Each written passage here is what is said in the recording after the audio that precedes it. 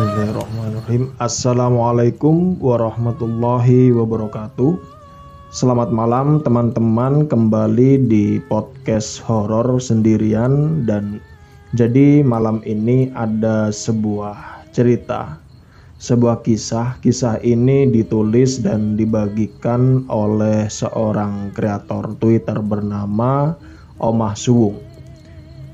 Kisah ini adalah sebuah kisah nyata yang terjadi di sekitar tahun 2014 dan terjadi tepatnya di sebuah rumah makan di daerah Jawa Tengah. Jadi kisah ini terjadi pada seorang yang berprofesi sebagai sopir ambulans, sebut saja namanya Pak Joko. Pak Joko ini kerja di sebuah rumah sakit. Banyak suka duka dalam menjalani profesi itu. Kejadian-kejadian ganjil seringkali beliau alami saat mengantar jenazah ke rumah duka. Jadi salah satu kejadian ganjil itu adalah saat ia mengantar jenazah korban kecelakaan.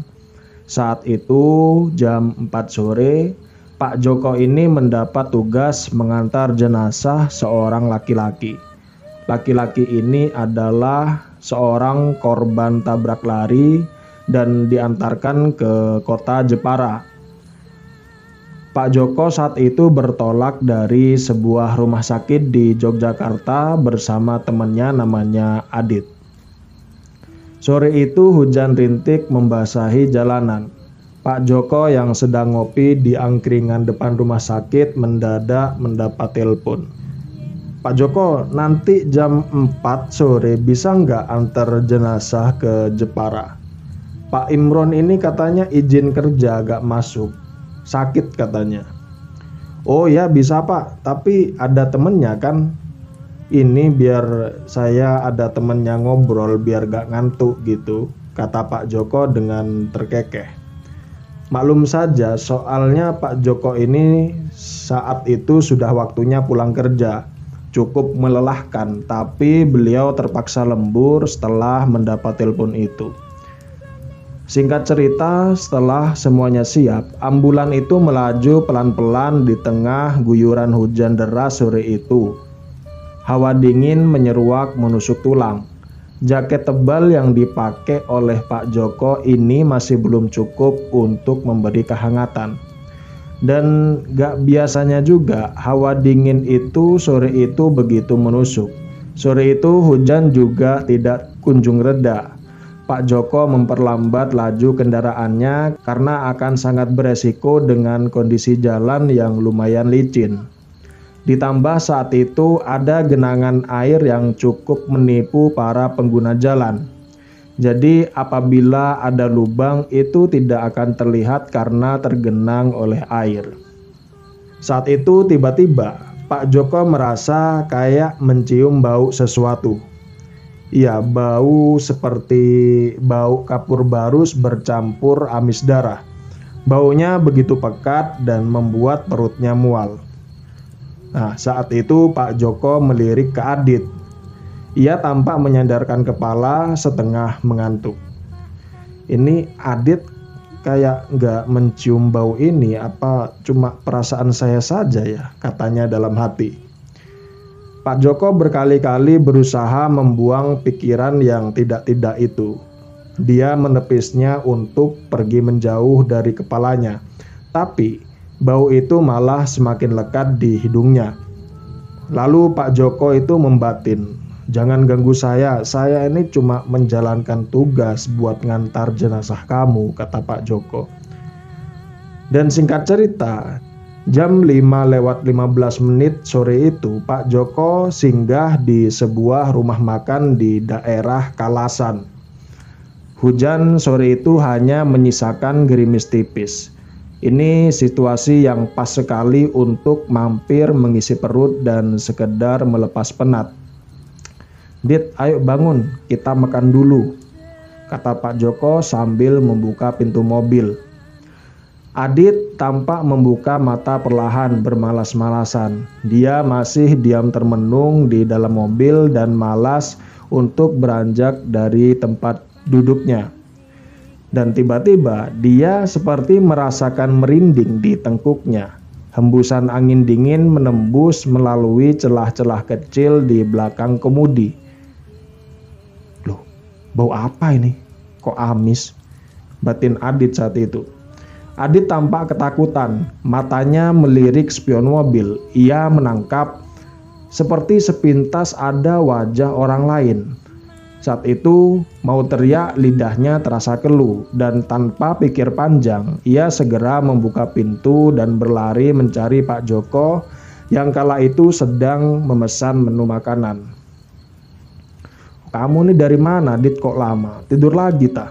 kata Pak Joko sambil melihat daftar menu. Pak Joko ini tanpa menoleh pada Adit yang sedang ketakutan. "Loh, kok diem?" Dan Pak Joko yang dari tadi tidak melihat wajah Adit tanpa keheranan saat menoleh dan menatap Adit lebih dekat. "Loh, kamu sakit tadi? Kok pucat gitu?" kata Pak Joko dan jadi khawatir. "Enggak, Pak. Saya tadi kayak lihat orang, Pak." "Loh, ini kan bukannya dari tadi kamu lihat orang, kamu ngelindur tah? Ya udah sana cepet pesen makanan. Nih, minum teh anget dulu.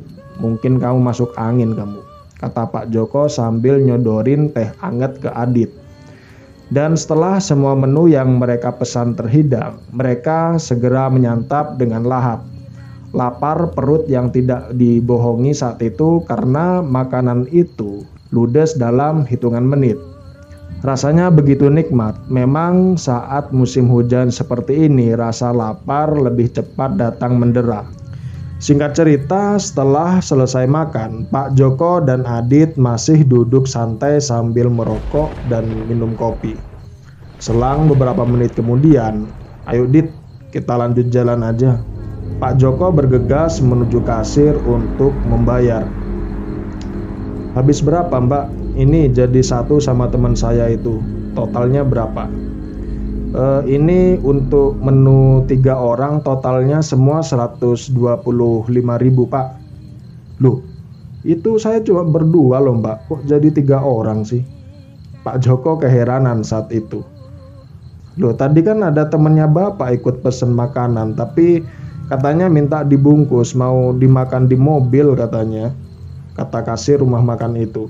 "Loh, teman saya yang mana, Mbak? Saya itu cuma berdua. Itu loh teman saya tuh masih duduk di meja," kata Pak Joko. Adit yang saat itu melihat Pak Joko kebingungan, dia itu beranjak dari duduknya dan berjalan mendekat ke meja kasir. "Loh, ada apa ini, Pak?" "Loh, ini loh Dit, kita kan cuma makan berdua, tapi kenapa total bayarnya itu jadi buat 3 orang gitu," katanya. "Loh iya nih Pak, cuma berdua, kok bisa bertiga sih?" Dan saat itu mereka saling berpandangan seolah-olah mereka tuh paham dengan apa yang sedang terjadi, hal-hal aneh yang sedang terjadi, dan mereka tuh tidak percaya atas apa yang sudah terjadi. Dan andaikan itu benar, apa masuk di akal orang yang sudah meninggal itu bisa memesan makanan? Dan lalu Pak Joko menjelaskan ke kasir rumah makan itu bahwa mereka ini sedang bertugas mengantar jenazah ke Jepara. Dan mereka ini memang rencana singgah untuk makan karena perut mereka terasa lapar. Dan kasir yang mendengar cerita Pak Joko itu bergidik ketakutan. Karena saat orang yang memesan makanan itu, yang orang ketiga itu, wajahnya itu terlihat pucat pasi. Suaranya terdengar datar dan dia tuh berbau harum kapur barus bercampur amis dan tercium semerbak di sekujur badannya. Dan saat itu ia hanya menganggap itu bukan apa-apa, malah mengira orang tersebut mungkin lagi sakit dan milih makan di mobil. "Loh, ini jadi Bapak bawa ambulan tak? Nah ini terus gimana Pak? Kok saya jadi takut," kata kasir itu. "Loh gimana ya Mbak? Saya juga bingung kok bisa gitu." Ya wes gini aja. Gimana kalau kita tengok ke mobil aja Pak? Masih ada apa enggak itu jenazahnya," kata Adit sambil jalan keluar menuju parkiran. "Loh Dit, emang kamu berani nengok sendiri?" kata Pak Joko. "Ya makanya Pak, ayo lihat bareng-bareng." Dan lalu Pak Joko dan Adit berjalan pelan-pelan menuju parkiran. Kasir dan beberapa karyawan rumah makan itu mengikuti di belakang Pak Joko dan Adit. Mereka juga penasaran ingin melihat apa yang terjadi di sana. Saat itu rasanya dagdikduk saat langkah kaki semakin mendekat dengan mobil. Pak Joko saat itu sibuk mencari kunci mobil dan dia ini lupa naruh kuncinya di mana. Dan singkat cerita akhirnya dibukalah pintu mobil itu. Dan saat pintu dibuka, tampak pemandangan menyeramkan sekaligus juga pemandangan aneh. Jadi jenazah itu terkulai di tempatnya dengan mulut penuh makanan. Bungkus dan sisa makanan juga plastik bungkus makanan itu berserakan di bawahnya. Dan yang bikin ngeri lagi, ada darah itu masih menetes di telinga dan hidungnya. Aroma amis darah mulai tercium dan sontak mereka yang melihatnya menutup hidung masing-masing. Pak Joko saat itu mendekati jenazah, memastikan apakah jenazah ini bernapas atau tidak. Yang memang dan yang pada kenyataannya sudah benar-benar meninggal. Lalu gimana bisa dia berjalan untuk memesan makanan? Ajaib memang kejadian saat itu. Sore yang mendung itu diwarnai dengan kejadian horor yang sulit dinalar. Para pengunjung yang sedang makan di sana pun juga ikut melihat jenazah itu. Dan setelah kejadian itu, Pak Joko dan Adit tetap melanjutkan perjalanan menuju Jepara. "Wis Dit, berdoa aja. Semoga selamat sampai tujuan. Gak usah mikir yang macem-macem. Yang penting kita ini menjalankan tugas dengan baik. Kita ini mengantarkan jenazah ini ke keluarganya untuk dikebumikan secara layak. Dan dikirim doa supaya tenang di sana," kata Pak Joko selama perjalanan. Dan Adit hanya mengangguk dan mengiyakan perkataan Pak Joko. Demikian cerita ini dibagikan dan ditulis oleh Omah Suwung, cerita dari Pak Joko. Semoga dari kisah ini kita mendapatkan sebuah pelajaran dan mendapatkan sebuah hikmah baik buruknya. Dan terima kasih untuk teman-teman yang sudah mendengarkan cerita ini sampai selesai. Semoga cerita ini bisa menjadi teman di waktu senggang dan waktu istirahat kalian. Saya mohon izin pamit undur diri. Mohon maaf kalau ada salah-salah kata. Selamat malam. Wassalamualaikum warahmatullahi wabarakatuh.